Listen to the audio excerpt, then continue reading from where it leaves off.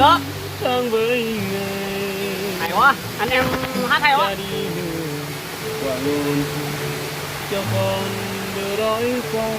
Tôi muốn quên đi lời trong quên ra đi người cùng hàn thóng cho con buồn bố cơn ôi ngày tháng hãy quên đi với chân ra đi giữa rừng hoang vu.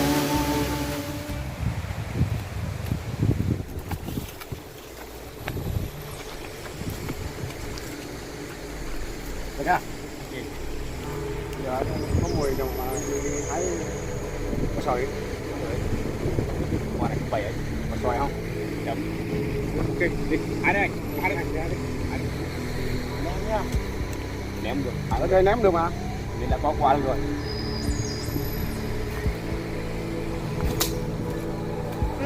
Xe mét.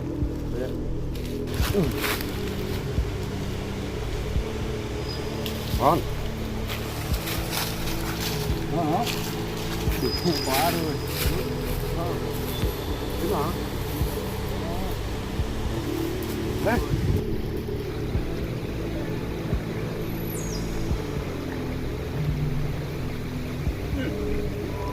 Nước gì đấy, sao thế này?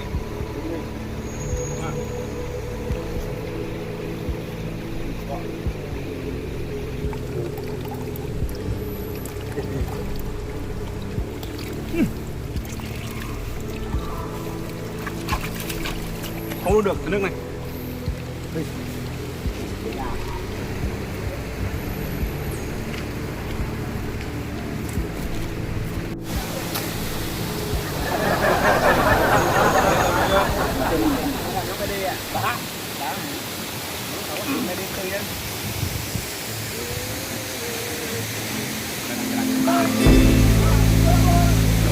Ngô hả? Thèm quá. Không lia đó. Thôi, đưa đó.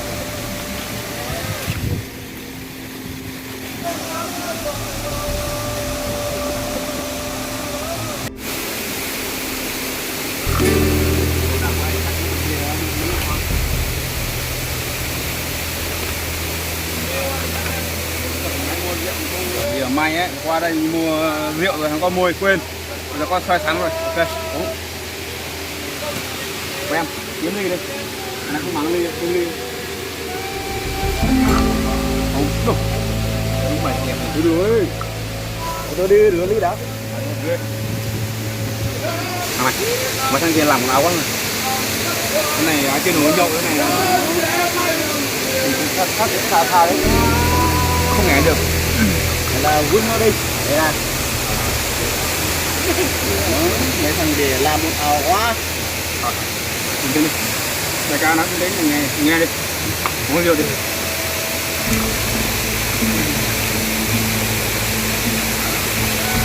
Nóng quá. Để ra uống trước nhá. Có mấy. Mình qua đây với nhọ rồi mà đang lẽ là Vâng, đại ca. thác em. Thác này là nhổ có đưa rồi. Làm sao? Mát cây này. Quay là cây gì đấy chứ chả biết cái quả xài thế nhỉ. Chắc ăn ngon đấy hề. Rồi, rau mày một ly là mày hái dùng thử ăn nha. Rồi tua ra em đã. Mày uống trước đi. Để uống trước rồi là mày đi hái. Đại ca nói phải nghe lời chứ.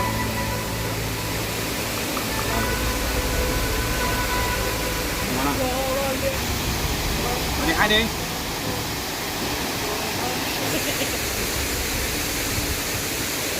Đây nó không.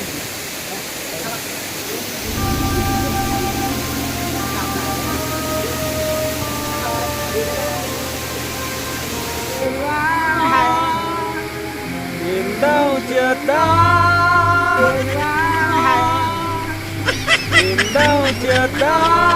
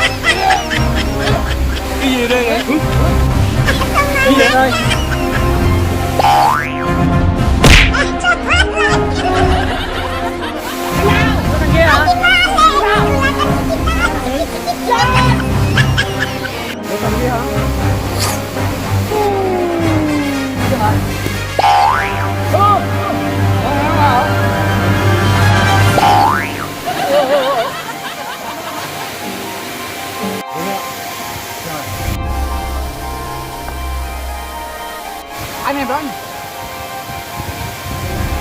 Rồi bỏ qua cái thằng kia này. xử lý bọn nó đi.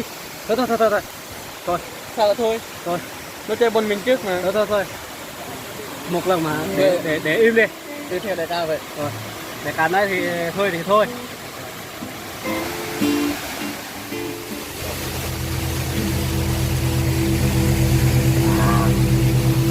Đã quá.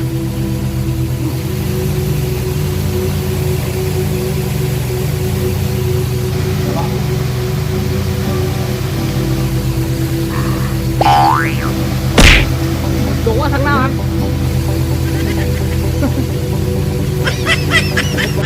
Đây là một kia. Thằng nào anh em đây? Đủ ma kìa. Thằng nào? Đâu á? 2 3 7 xử lý đi. Đi. Đủ phá thật lắm. Đang hát, đang nhảy mà. Đây. Quá đi. Wow. Thằng nào? Thằng nào hả? Thằng nào? Gì? Thằng nào? Cút đi mày, cút đi. Bọn tao không ngoan với tụi mày đâu, cút đi. Thằng nào? Tao là đại ca mà nói cút à? Đúng mẹ cái thằng à. Mày nguy gì á? Mày lấy đại ca tao à? Hả? Vô. Treo. Thằng hả? Chơi gì? Treo. Chơi cái gì? Thôi lần này tao thay cho chúng mày á. Thay cho con mày á. Lần Lần sau là không có đâu nha. có đâu nha. Đi. Đi. Mã này.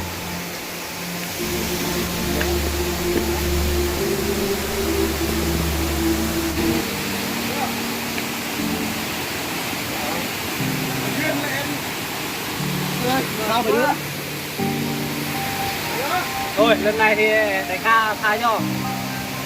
Sau này thì chém chết.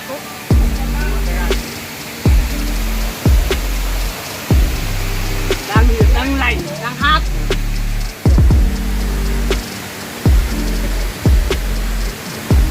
Em có tức lắm đại ca. Em có tức lắm. Đại ca cũng tức á. Má mà thằng gì chỉ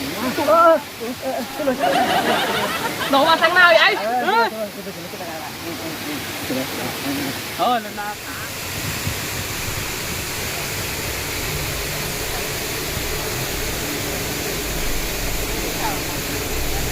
Sao? Bây giờ biết sao? Đồ má tao không để được không ấy. Mấy thằng kia nó má cái sự gì mà ồn ào ấy. Thằng mày thích đeo. Kia không sao đâu. Cái đó là sợ gì? Đi phải đi. Giờ anh nha, nguyên đi nha, muốn chơi nha. Anh đi trước đi.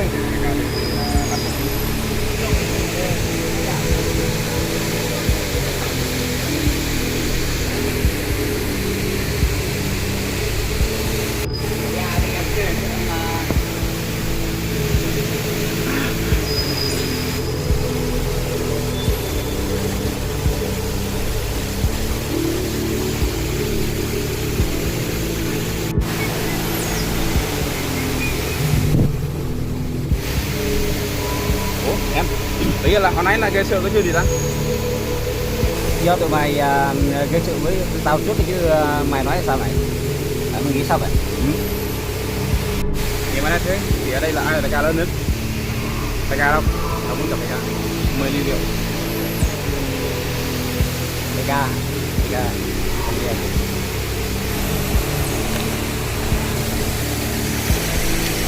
Đại ca! thằng này. Xem đại ca là có việc gì không? Ở đâu đấy là xin lỗi, hồi nãy là mới đặt đèn tao ấy, là gây sự tí là thay mặt xin lỗi. Rồi ok. Bây giờ là anh em mình làm đi nha. Rồi. Thay mặt xin lỗi, có gì đừng có nói đâu. Đủ với thằng này. Giờ mày ngon hả? Thôi, không phải là đánh nhau đây nha, bỏ tay ra. Bỏ tay ra. Ok, nhớ nhá. Mày Mày nhớ giúp nha. tao à? Như đây nè. Thấy không? Đây nè. Thấy không?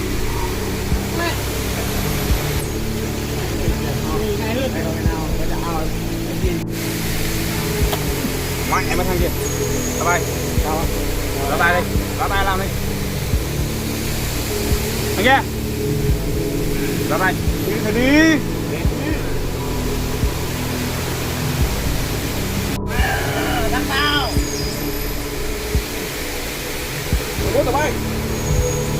Giờ thích cái gì? À mày hả? Thích với nhau không? Mày muốn hả? Hả mày muốn hả? Mày thích đấm đá nhau không? Hả? Còn nói gì? Đánh nó mà. Đánh cho khác đi, đánh cho này đau quá, trúng đầu lên. Chết đó. Thấy chết, đau má luôn hả? Cái chỗ này là chết lắm. Đau quá, đau hết. Đánh cho kia đi. Ok. Đéo sợ mày. Đưa đi ca. Đưa đi.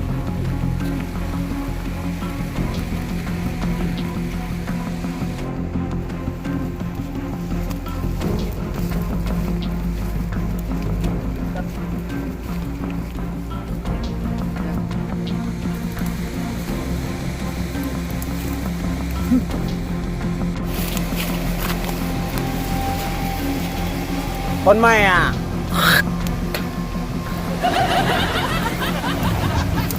Ok. Đây cả đang khởi động gì?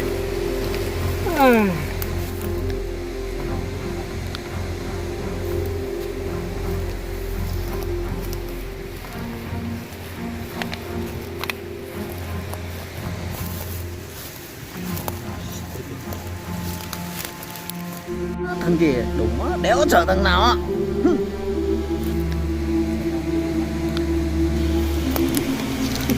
Mấy cái thằng kia là tận về đê không á, sợ cái gì?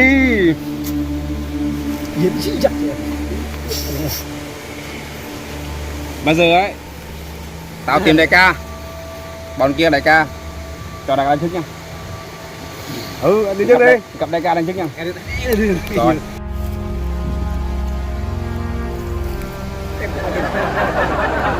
Mày là đại ca là mày bước ra lên tí, bước ra.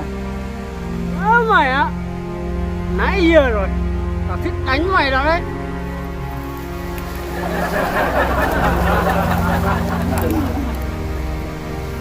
Đấy, mày vô quyền đấy.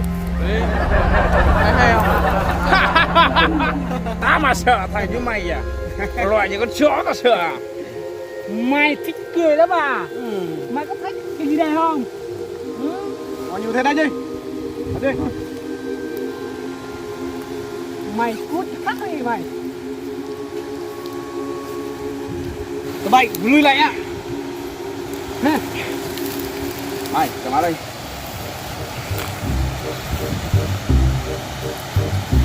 Bộ bộ gì nữa? Đánh đi. Anh đi, anh nói đi. Thôi đi, khôn 1, 2, 3 đi. Một đây là cái gì đây? Mày á. 2 Đéo sợ cả. 3 Vô, đắp mà không có vô. Cấp. Vô. Nổ mắt ra. Vô, cô lên. Không Cô lên. không. Cô lên.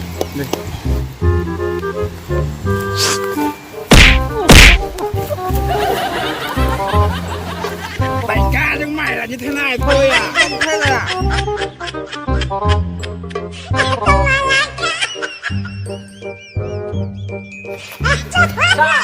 Hả? Có suy quyền đấy. Đại ca, Chết rồi. Chết rồi. chết thật à? Hả? Đại ca. Đại ca.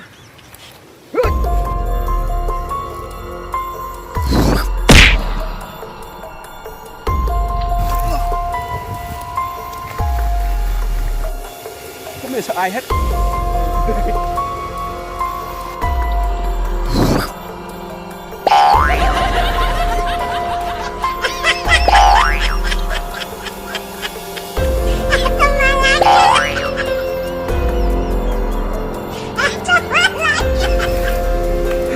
Ê thằng kia mà mày đi đâu á? Chỗ này mà. Ôi đại ca BD mà. Ôi đại ca BD. Đủ quá, vô. Đéo sợ.